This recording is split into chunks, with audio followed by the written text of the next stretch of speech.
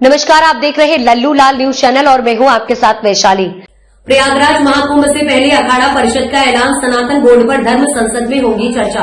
उत्तर प्रदेश के प्रयागराज में अगले साल महाकुंभ मेला आयोजित होने जा रहा है और इससे पहले एक महत्वपूर्ण घोषणा की गई है।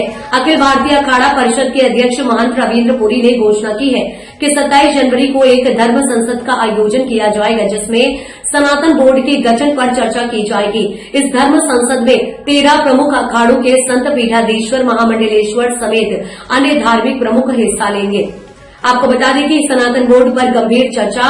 महंत रविन्द्र पुरी ने बताया कि धर्म संसद में सनातन बोर्ड के गठन पर गंभीर चर्चा की जाएगी। इसमें यह तय किया जाएगा कि सनातन बोर्ड में कौन कौन से तत्व शामिल होने चाहिए और कौन कौन से नहीं। इस धर्म संसद का आयोजन प्रयागराज के काली सड़क स्थित पंडाल में किया जाएगा, जो महाकुंभ मेला क्षेत्र में स्थित है।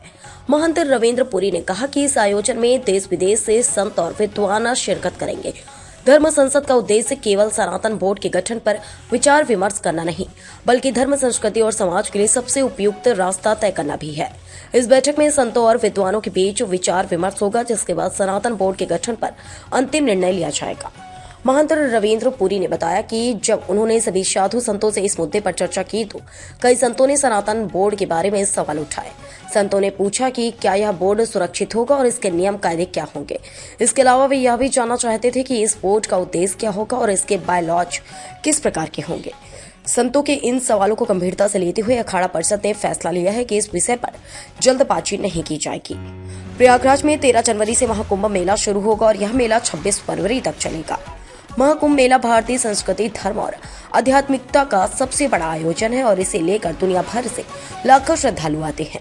ऐसे में सनातन बोर्ड के गठन का मुद्दा और भी महत्वपूर्ण हो जाता है, क्योंकि यह केवल एक धार्मिक संस्था नहीं, बल्कि समाज में धार्मिक एकता और सांस्कृतिक धरोहर को संरक्षित करने की दिशा में एक कदम हो सकता है।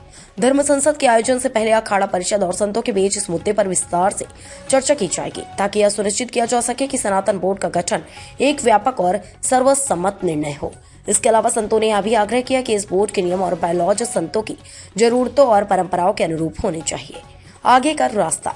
ध्यान देने वाली बात यह है कि धर्म संसद में होने वाली चर्चा सनातन बोर्ड के गठन पर ही केंद्रित नहीं होगी, बल्कि यह भारतीय समाज में धर्म, संस्कृति और सामाजिक जिम्मेदारियों पर भी महत्वपूर्ण विचार विमर्श का अवसर प्रदान करेगी। इसके बाद यह तय किया जाएगा कि सनातन बोर्ड का गठन कब और कैसे किया जाएगा, ताकि यह भारत के धार्मिक और सांस्कृतिक ताने बाने को मजबूती दे सके।